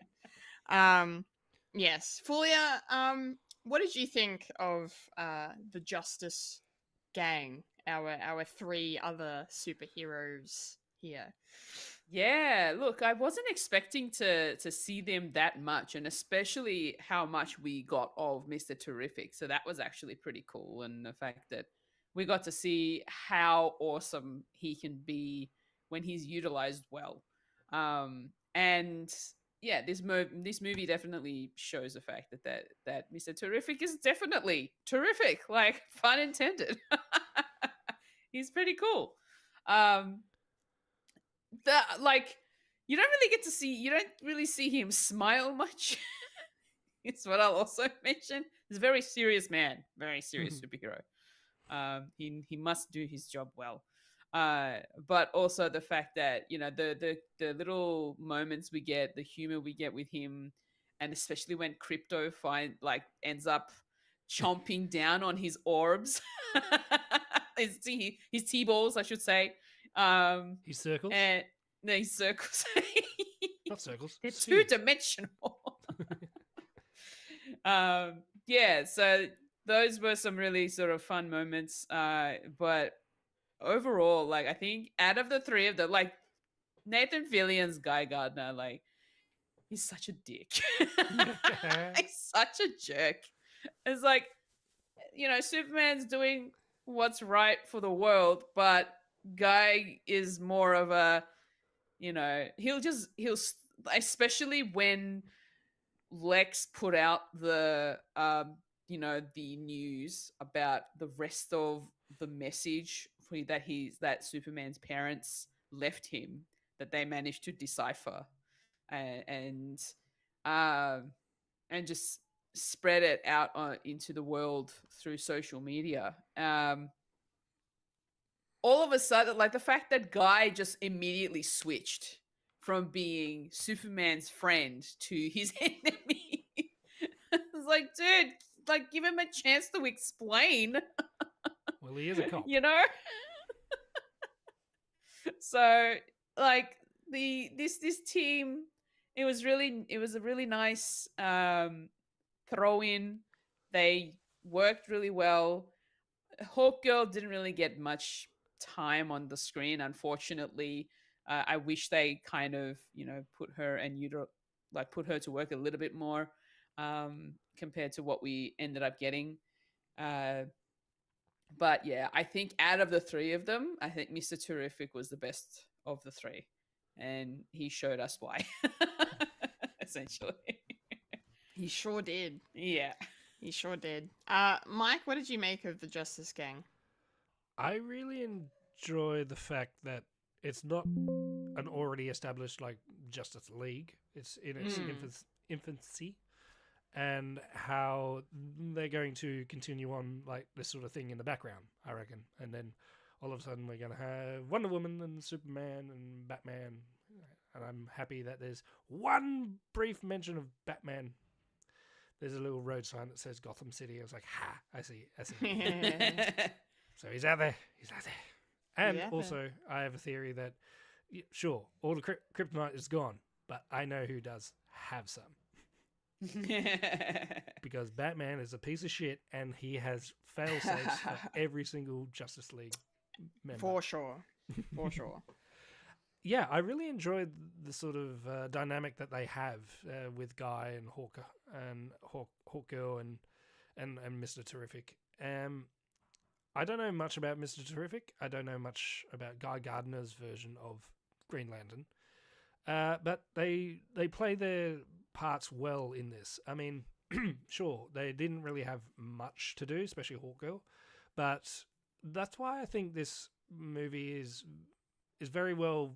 It's very well paced, as well as implementing like characters and their missions. Like, I suppose Hawkgirl has the same to do as Eve in this, as well as Jimmy, because they all got their parts to play. There's not really much what do you call it? There's not much boot leather to like trim at this. I think it's just spot on of how they actually implemented each character, and the Justice gang is no exception. Yeah, Nathan Fillion is always fun. Does remind me I still need to watch Firefly, and yes, you do. Maybe. Does he play the same character? He plays the same character all the time. And coincidentally, he's actually in the DCU sort of already, as in the Suicide Squad. I was going to say, didn't he get killed off? I mean, he doesn't take off his mask, so he can sort of get away with that. Yeah, so it's a little... I don't know. But Peacemaker Season 2 is coming up, so we'll probably find the reasons that things connect to things. And I think he was in the movie, and I've only seen the first episode, and I feel like they're going to use him more in the movies. And damn it, do I have to watch it now? Yes! No, I think it's just going to be a fun little cameo for people who know. And it's a good little connection. Yeah, I agree. Funny enough, I love the fact that Peacemaker is the glue that glues them all together. So yes, Fulya, you're going to have to watch Peacemaker. On that logic, yes. Yes. Damn it. Yes. Yeah, I love Mr. Terrific, and his orbs. Doesn't take shit from no one. There's one bit that I love where he's going to close the riff and says, I can help. It's like, I don't need help. I'm Mr. Terrific. And so just shoves him out. Such a good line. Yeah. I love that. And their dynamic of the Justice Crew like fighting with the kaiju as well is always fun. And their power sets is always fun. And I will mention that one of my favorite bits when it was just Superman by himself, just lifting the foot and then being crushed, and then I know it's intentional. James Gunn turns Superman into Bugs Bunny. Yeah, and just pretty much tunneling through, and then poof, I could just imagine him saying, "Oh, took the wrong way from Albuquerque," you know. And plus, he hits the kaiju over the head with a water tank, which is which is Warner Brothers to a T. Yeah, I really enjoyed the implements of them, and I'm glad that they're sort of sprinkled within this universe. And yeah, we're going to see more of them. Yeah, for sure. Just on that, I wanted to mention as well, I really loved the fact that at one point they're fighting this like interdimensional star thing in the sky in the background, and Lois is just kind of like, shouldn't you be helping them? And he's like, it's a piece of cake, they'll be fine. It's fine. They don't need me. I'm like, I kind of love that. I thought it was really really funny. Anyway, so yeah, so who do we fight in these movies? We fight villains, we fight bad guys. There are antagonists here. Namely one in particular, and that is of course Lex Luthor. Lexi, yes. Lex Luthor, played wonderfully, I think, by the very talented Nicholas Hoult. I really loved this version of Lex. I thought it was great. I thought it was really, they really captured his obsession with Superman, really really well. And I loved his dialogue delivery and his cavalier attitude towards anyone beneath him, whether that's someone he's about to kill or the people that work for him, and he's just continuously pushing things on the floor for them to pick up. Or his supposed girlfriend, Eve Tessmacher, who's just there taking selfies all day. It all worked. Like the fact that, he's behind everything, like, and the fact that they show you, I really liked how they show you that he's behind it at the beginning of the film. But then we find out more just how involved he is. Like when we get the reveal when Jimmy Olsen realizes that, he wants land. That's why he sold his arms to the country at a low cost, because he's been promised something else in return. So I kind of liked how they showed you everything but didn't show you everything. They just built up to it. But yeah, I really liked him a lot. And the fact that he's also just meddling in shit that he really shouldn't be, by creating pocket universes and risking the end of Earth as we know it by creating a black hole and all this stuff. And so that was a really interesting conflict. And he was not concerned. Even his own staff were telling him, close the rift. We have to close the rift. It is coming towards us. It is going to destroy everything. And he's just like, no, this isn't over. He cloned Superman, and they just kind of whistled past that a bit. I thought that was an interesting choice to include a Superman clone here, because I was wondering at the start of the movie, and I'm sure you guys were too, like, how the hell did he get into the Fortress of Solitude? How did that happen? And they take a while to come back to it. But there's so much going on, and it kind of, I think it worked well enough, but I don't know, there's just something missing from that conflict with Superman fighting a clone of himself. I feel like Ultraman could have been anybody else.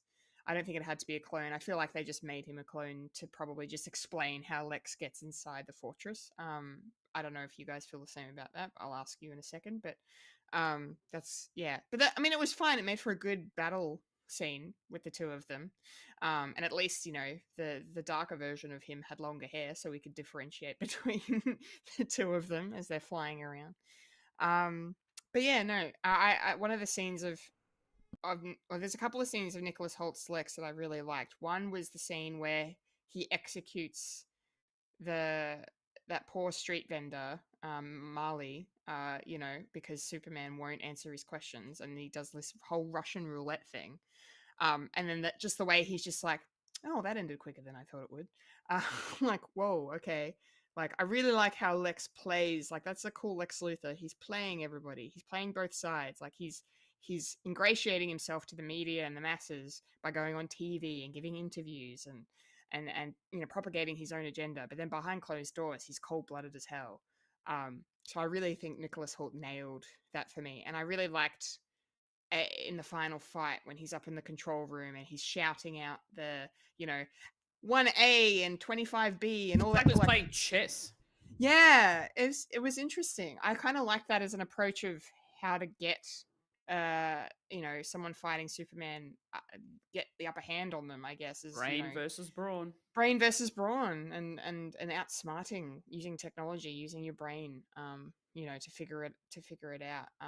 That was really cool. But then, like, just the back and forth, like the fact that Superman and Lex Luthor aren't in the same space, but they're having this profound kind of conversation about, why Lex is doing what he's doing, and and all of this stuff. And it all came together really, really well. Is he better than Gene Hackman? No, but I feel like you shouldn't, like Mike, you were saying earlier, like talking about David Corn Sweat versus Christopher Reeve a little bit. We can't really compare them. This is a different iteration, it's a different take. Like we all have our favorite Superman and Batman and whatever over the years, but for my money, I think Nicholas did a very good job. I liked it, and I liked how he was written. So I'm curious to see where he goes from here. I have no doubt we'll be seeing him again. Fulia, what did you think of Lex Luthor? I'm in two minds about him, just because it was mostly because of the fact that I'm not very aware of his backstory and how he became who he is. I did start watching the animated series on HBO Max. I'm only like maybe 7-8 episodes in. But in that sort of instance, like that series starts off with him looking like the good guy, and he's trying to, impress, the people and the media and all that sort of thing. But behind closed doors, he's doing all this evil stuff. And especially considering the fact that he's very curious about Superman and all that sort of stuff. And in this one, in the movie, it's done very well. I'm just, as someone coming into this that's really brand new, but still aware of Superman, the story, I don't really know that much about Lex. I really don't.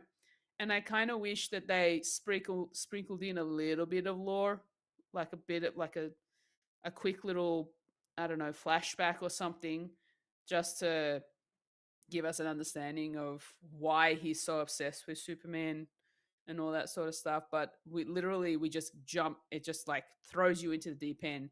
Lex is obsessed with Superman. He's trying to kill him. That's all you need to know. Essentially is what this movie gave us. And yeah, it kind of, it had me scratching my head quite a bit while I was watching the movie. But at the same time, the fact that he went all out evil genius in this movie as well it was actually like it was really cool. I really enjoyed Nicholas Holt's portrayal of the character. There were times where I was just like, yeah, okay, you're getting a bit whiny now. Like, I get it. You want to beat Superman, blah, blah, blah. That's kind of how I felt with him. But yeah, the fact that he's also just, so self-absorbed as well. The fact that he doesn't want anybody to touch him or to like correct him or anything like that. It's a bit, it's a bit much. But yeah, look, it was an interesting take on Lex Luthor. I just wish there was a little bit more that we learnt about him in the movie, rather than expecting people to know who he is. That's fair. Yeah. Actually. And just to add to that, like, I feel like that's what, Mike, you were maybe hinting at earlier with, like, this movie may not be one for casual DC watchers so much. Like, you definitely, as much as it does, I think it doesn't need to do Superman's origin again, but it does. There's a lot going on here that if you're very casual like yourself, fully, like, you're learning about these characters still. It's the things can go over your head maybe a bit easier. And yeah, you're right. They don't go into Lex Luthor's origin story, like, they don't do it in the 78 Superman either. I feel like maybe I haven't seen all of Smallville, but I'm pretty sure they go a bit more into him in Smallville, because obviously they've got a lot more time. He's really good in the Supergirl series. John Cryer plays Lex Luthor in Supergirl, and he and Nicholas Hoult are kind of tied for me now. After Gene Hackman, only because I grew up watching Gene Hackman. But they were both really good as well. So, but yeah, they've never really. You're right. They've never really gone into what makes him tick, why he hates Superman so much. I mean, he explains it a little bit here, in the Mm. film about why he hates him because of what he thinks. But it all kind of feels like it's in his head a little bit too. I Yeah. think, and because he's like he says he's envious, But I don't know. But yeah, no, you're right. I think that's a really fair point to make. That they Like could've- I understand the way they started the movie. Like they pretty much say, okay, this is what's happened to Superman, yeah, and they just wrote it in like captions. That's totally fine. I get that they want to just move that along, be like, hey, this is what you need to know about Superman. He's here. That's it. But Lex Luthor is a different story. Like we don't know that much about him. The story for him is something that I want to learn more about. So, yeah. yeah. No, cool. No, fair criticism. Mm. Mike, how did Lex Luthor work for you? It worked fairly well, and definitely a good performance from Nicholas. I sort of got is very ego driven, so therefore it's a form of jealousy when it comes to Superman. It's like, because he's all for himself, so therefore then that means Superman is for himself, surely, because you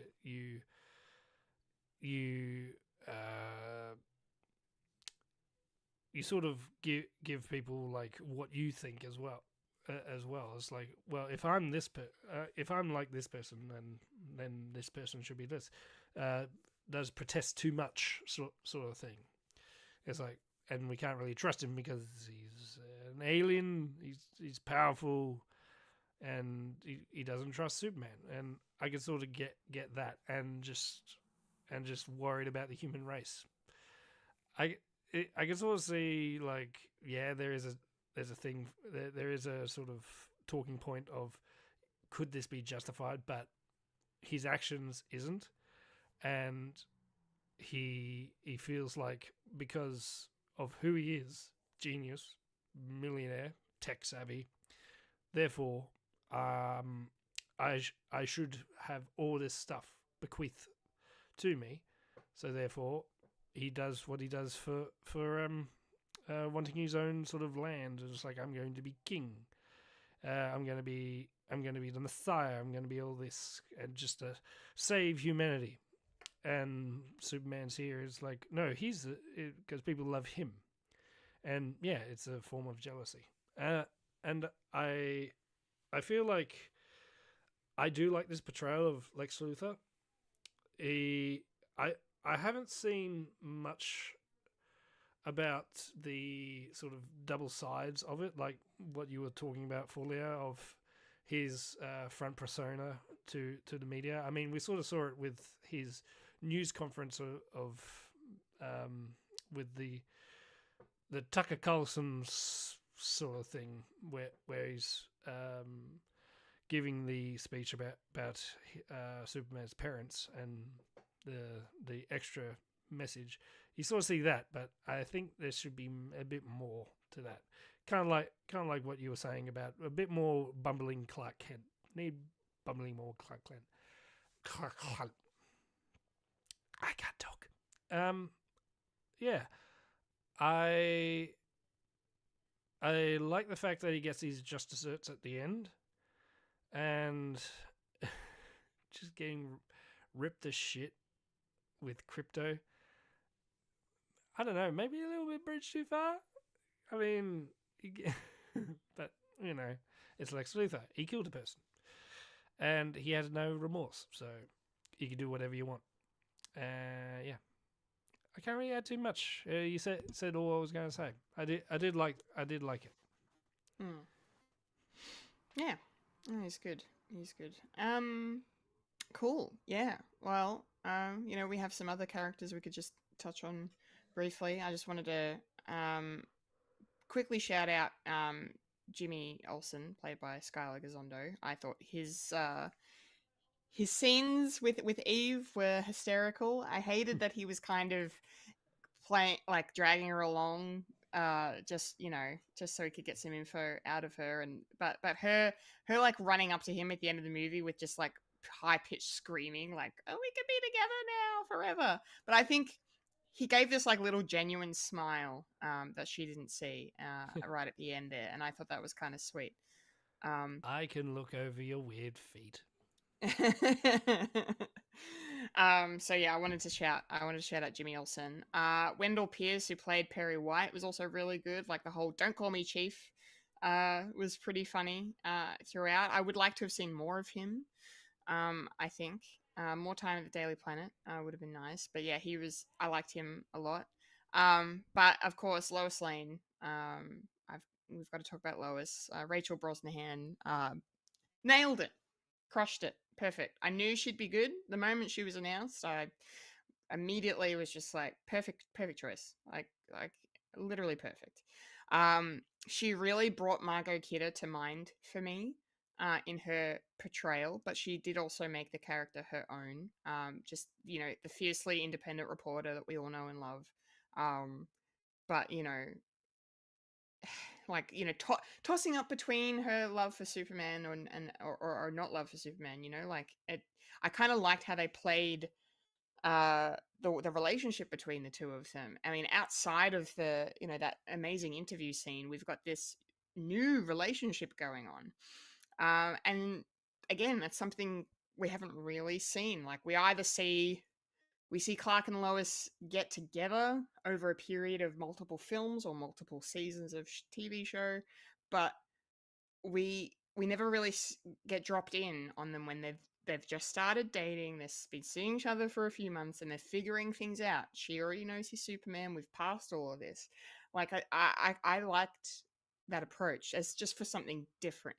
But then the fact that she's like wrestling with herself, like, does she want to be with him? Like, it was really kind of harsh when she said, like, with her back turned to him, like, I'm not good at relationships, and then Clark, just walks out on her after the heated interview stuff and all of that. Like, it was just, wow, okay. But then obviously she goes on this journey throughout the film where she comes to terms with the fact that she loves him, he loves her, she loves him, and she realizes that she wants to keep him around. And they're the fact that they go off to have an interview at the end, and the way that they both like came together kissing like teenagers, like, just, it was so sweet and beautiful, and like them flying up into the air, and it was really nice. And then just the comedic bit of like, so how long have they been seeing each other then?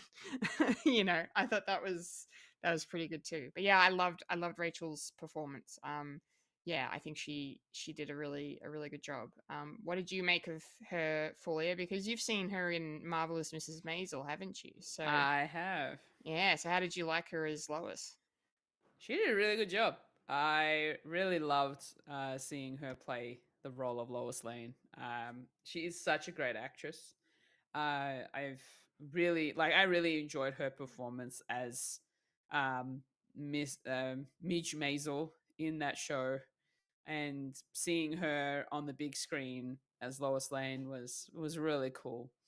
Get to see a different side of her acting skills. And yeah, no, Rachel Brosnahan was a great addition, I say, to the cast. So yeah, no, it was really nice to see her play the role of Lois. And yeah, just seeing the relationship between Lois and Superman, sort of like the fact, like you said, Kendall, like we literally jump into the fact that they've already started dating. It's not like she doesn't know who Superman is. And yeah, it's really cool that it gets to a point where she's like, hey, how about you give me an interview with Superman?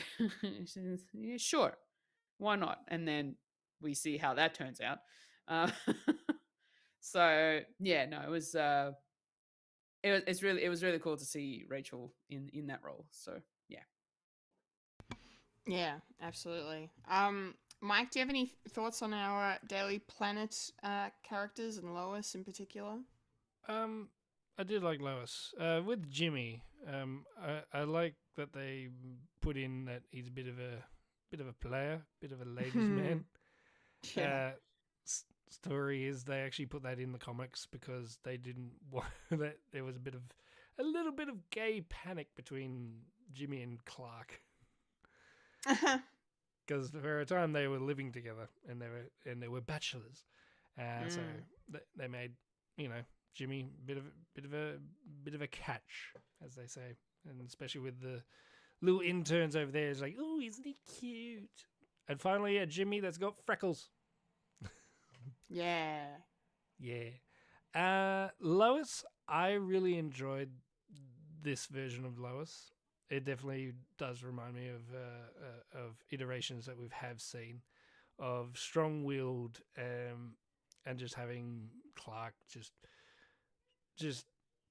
being a lovable sick puppy and sort of softening Lois as well as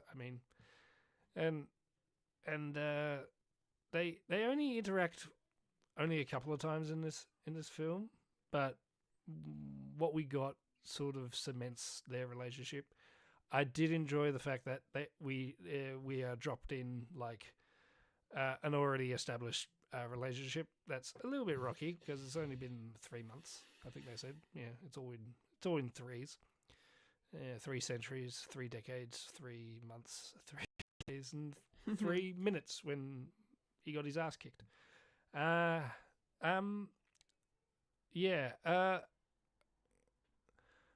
like the fact that she,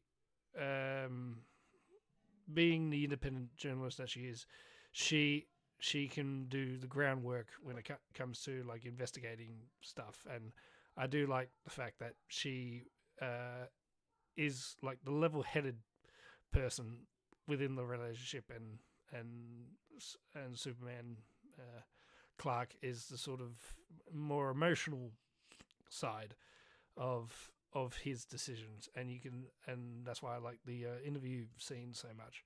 But having her like interacting with the Justice gang was hugely fun, and I really enjoyed that bit. And her interaction with Guy Gardner is like, it makes sense because you're dealing with an asshole, and she deals with a lot of assholes, so she knows where to put him in his place, even though he can overpower her. So I like the fact that she can hold her own when it comes to metahumans as well. So it's not really a damsel in distress, and we didn't really get that in this film, which I'm much happy about. I mean, in a way, Lois saves Clark from the pocket dimension, pocketverse, when it's swimming in anti-ectoplasm. No, anti. Is that protons? Protons, yeah. Knew it was something to do with Ghostbusters, and almost falling into a black hole. That was stunning to watch. I as I said, I really enjoyed the sort of minor characters because they had time to shine as well within this plethora of people being populated in this, especially with Lex's crew as well, which is also a little having a look, and they're all part of the comic canon as well, which is kind of cool. And Eve, and there's also Otis as well. They put in a little bit of Otis as well. So definitely a lot of stuff from the 78 version. That's good. And sort of the same thing that Lex wanted to do is get land and like destroy. Yeah, a little bit of the same, but definitely different enough to be its own thing. Yeah, a nice little homage, because like in the credits too, Otis's last name is also credited as he's Otis Berg, which I thought was I thought that was really funny as well.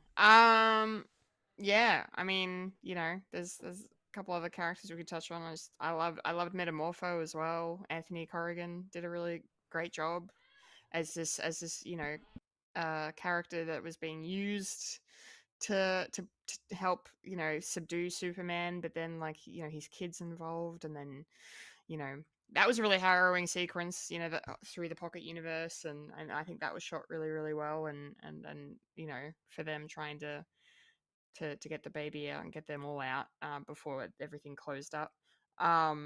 And yeah, and then him getting a chance to shine with the Justice Gang, and I love that moment when guys like, yeah, we're not accepting any new members, and then into the Justice Gang, he's like, Justice Gang, I like that name. I'm like, you're in. It's just really, really good. Yeah, and we didn't mention the engineer, R.I.P. An interesting character. We didn't get to know too much about her, but her abilities were really, really cool, and like looked great visually on screen. Her being able to use these nanotech technology. I can't remember there's a specific word for what was in her that made her do the thing she does. But I loved how it was used, and them being able to try and kill Superman. That was quite harrowing as well. And then we've got Crypto, who's, as we've said at the top of the show, is the sweetest, most goodest boy. Very chaotic, you said, Fulya. I think I agree. Because there were, as much as I loved Crypto and a lot of what he added to the movie in terms of comedy and just, you know, playfulness and fun. Sometimes I feel like they could have reined it in a little bit, just with him being so unruly. But I feel like we might get maybe an explanation in the Supergirl movie as to why he may be a bit like that, considering the version of Supergirl they're adapting for the comics. So, yeah, Supergirl's coming. Yeah. Fulya, thoughts on any of these characters you wanted to speak on before we start wrapping up? No, look, I think everybody did a really good job with their roles, and I was trying to figure out where Alan Tudyk was. Number Took me a 4. while, to realize that he ended up being another droid. Yep. He'd be a Trust robot. Alan Tudyk to be another robot. Yeah. 4. 4. Which, Yes. you know, he humbly says that he would rather have been known as Gary. Yeah, and I like how Superman doesn't skip a beat and just starts calling him Gary. I'm like, oh, Good win. that's Gary or that's- Casey? that's sweet. I was actually, just while you mentioned the robots, like, apart from Alan Tudyk, they actually had some other voices cameo. Michael Rooker was one of them. Pom Clementif, Mantis herself, was another one. He's brought in the Guardians. Yeah. And then fucking Sean Gunn's playing Maxwell Lord here as well, which I thought that was like, oh, that's good. Yeah, lots of fun cameos. What's the quote again? In this film. You can have more, but better. I've I've only seen that movie once. Yeah, I can't remember the quote either now. But I know the quote you're making. And we also then, go on. Yes, go. Well, unless you're going to talk about Bradley Cooper. I was just about to another Guardian of the Galaxy. I had no idea he was going to be in this. Neither did I. And the fact that he's playing Jor-El as well is pretty interesting. So, was I the only one that thought that the mum was for some reason Lady Gaga? I couldn't really make it out. Oh, do you mean the Kryptonian mum, his wife, Bradley Cooper's wife? Yeah. No. She's I've seen her in she was in Westworld. Angela she was in Westworld. Seraphian, yeah. But there was a while that I thought, is that Lady Gaga? Are they doing a Star is Born sort of thing? Can you imagine? And the star is Superman. The star is Superman. Yeah. Yeah. No, look, all these characters are really cool. I will also mention the engineer, like you said, like, man, she was menacing. Very powerful human that got turned into, like, they just got shoved so many nanobots into her that now it's like she was actually made of it. Which I will also mention the effect of the nanobots like on Superman as well, and the way that he goes trying to suffocate him, and I was just like, oh god, no. and he took it out. Yeah, that grossed me out. Anyone seen Sean Gunn's Slither? No. No, but I know It reminded of me it. a lot like that. A must watch. Fun. Yes, I want to see Slither. Yes. Yeah. So, yeah, the engineer was actually a really good character as one of Lex's henchmen, pretty much. So that was actually pretty cool. But yeah, I think that everybody was pretty much equally as awesome as each other throughout this whole film, and they all had enough screen time.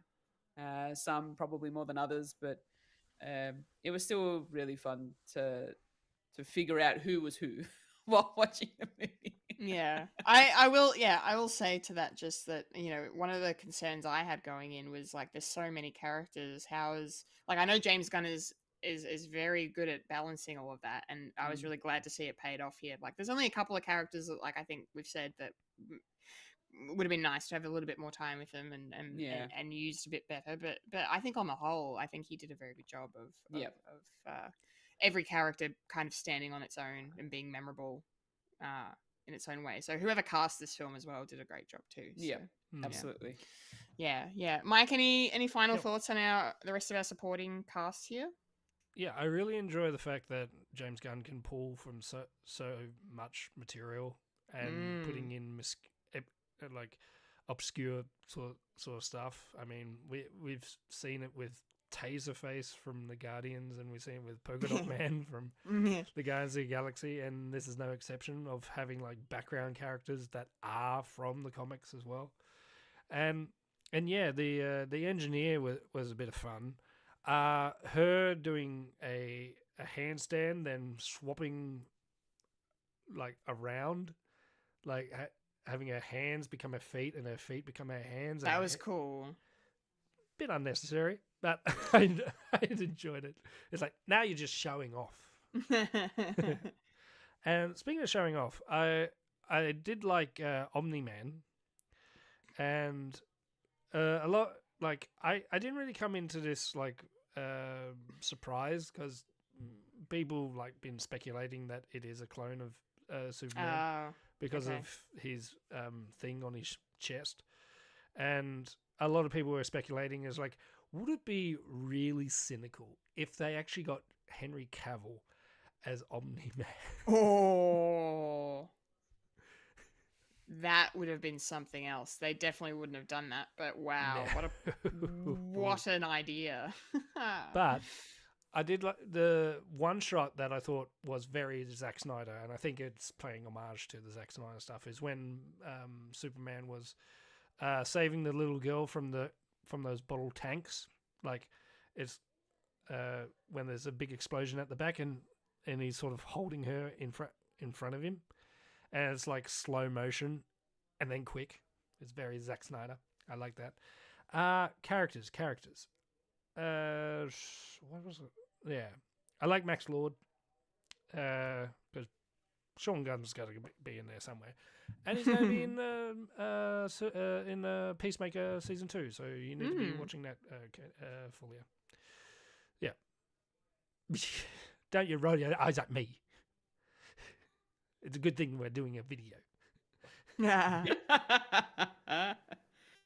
So overall, I really enjoyed this film. And, yes, that's what I was going to say.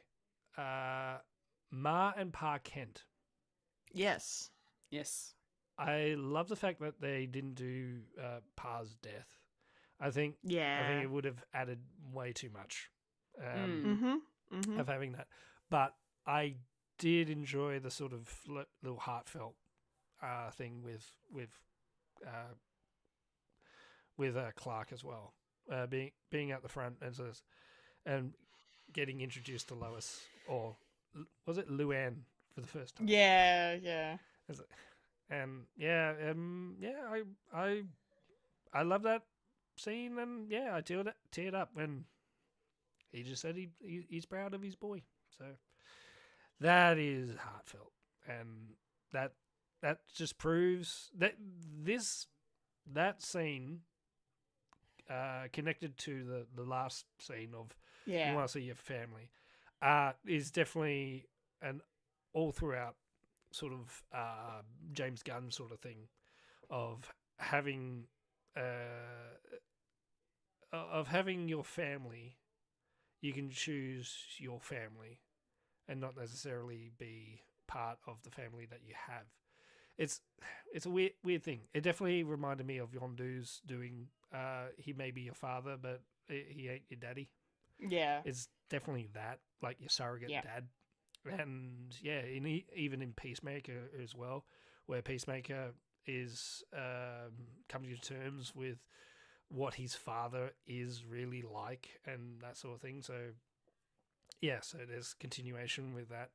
And I'm a big sucker for like a family drama sort of thing. So I like the fact that he's continuing that sort of theme throughout this as well. And where it goes is, who knows? It's going gangbusters, so there's definitely going to be more. Not just Supergirl, but Lanterns and other stuff. And I think there's also going to be a Creature Commandos too, I think. There is, yes. Yeah. So there's a lot more DC to watch. Get ready, Fulya. You're going to be a DC fan if you like it or not. No, I can't be a DC fan if I don't like it. Jeez, that doesn't make sense. That's what I am with Doctor Who. There are episodes that I downright detest. But I still come back because I love torture. Maybe this time it will be good. This time, if I start it from the beginning when there's so much hope, it'll change, right? Yeah, right? Yeah, right. Cool. Well, I think we can leave it there. I think if you guys you're happy with that, I'm happy to wrap it up. Mm-hmm. Yes, I'm happy. All right. Cool. Superman. We enjoyed it. There were things we loved, things we didn't like. I need to say as well, I love the special effects in this movie. Fucking shout out to the visual effects team that worked on this film, because holy shit, there was so many VFX shots and they were convincing as fuck. So well done. I love the fact that they didn't hide it in darkness. It was actually all lit. It's like a comic book come to life. I mean, it's a little bit, it's like uncanny, but it's a superhero film. What do you expect? Realism? There are a bunch of monkeys doing hate posts. That was so good. All the monkeys on the typewriter. On the laptops, yeah. That was so good. That was great. Take that, haters. Yeah, Superman, please. I hope if you've listened to us or watched us talk about it, you've already seen it, because we just spoiled the shit out of it. But if not, go watch it anyway, because, like I said, it's worth a trip to the cinema. See it on a big screen, and enjoy your popcorn, and you'll have a good time. This is a good movie, and I'm really pleased to say that that Superman is good. We're back, baby. Yeah, we're back. We're back. It just started, and we're back. We're back. Yeah, I know. Just hold your horses. Yeah, it's really the future of the DCU is looking very bright. So yes,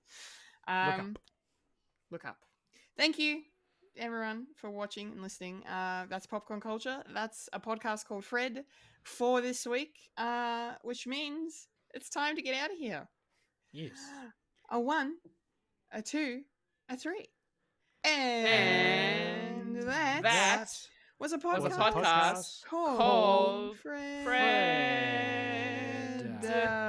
Music. Remember to follow us on Facebook, Instagram, and Blue Sky for the latest Fred content.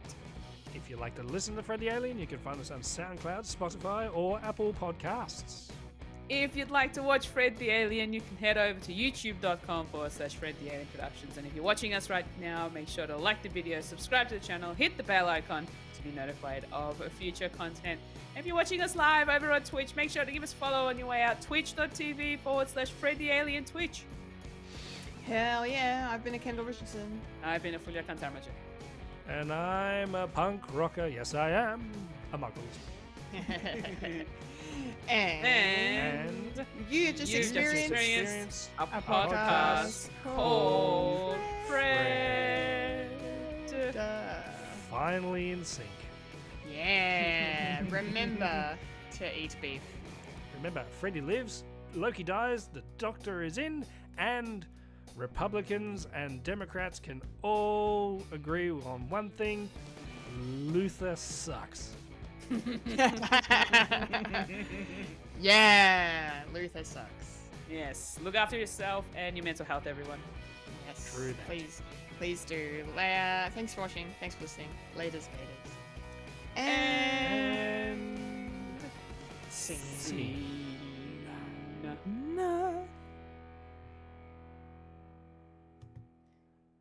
stop.